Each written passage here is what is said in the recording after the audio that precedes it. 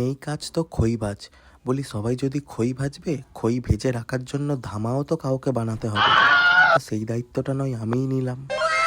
এক packet clay কিনে বাড়িতে রেখেছিলাম, কারণ ওটা দিয়ে একটা কোনো ক্রিয়েটিভিটি বানাবো, কিন্তু সময়ের জন্য আর সেটা বানিয়ে ওঠা হয়নি।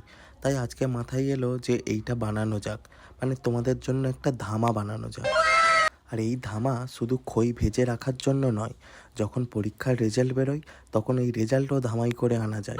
মানে আমাদের সময় বাড়িতে বলতো, আজকে রেজাল্ট ধামা নিয়ে যা। এই ক্লেটাকে দড়ির মতন পাকিয়ে নিয়ে তারপরে হাতের আঙুল দিয়ে ঘুরিয়ে ঘুরিয়ে পয়সার মতো, না পয়সা না, ঠিক অনেকটা কেন্নর মতো এইরকমভাবে ঝুড়ির নিচের আকারটা বানিয়ে নেব।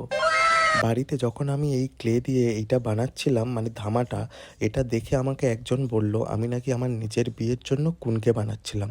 হ্যাঁ, কুনকেটা হলো এই ধামারই একটা ছোট অংশ, মানে যেটা পুরো ধামার মতো দেখতে কিন্তু সাইজে ছোট।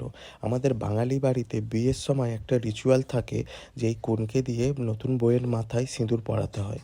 তো সবাই ভাবছে আমি নাকি আমার বিয়ের জন্য কুনকে বানিয়ে রাখছি। আর সেটা অবশ্যই ধামার মতনই হয়, কিন্তু ক্লে দিয়ে বানাই না, ওটা বাঁশের বেত দিয়ে বানানো থাকে। কিন্তু যাই হোক, সবাই মজা করে বলেছে। তোমাদের কার কার বাড়িতে এরকম কুনকে দিয়ে নতুন বউয়ের মাথায় সিঁদুর পরানোর রিচুয়ালস আছে, অবশ্যই কমেন্ট করে জানিও।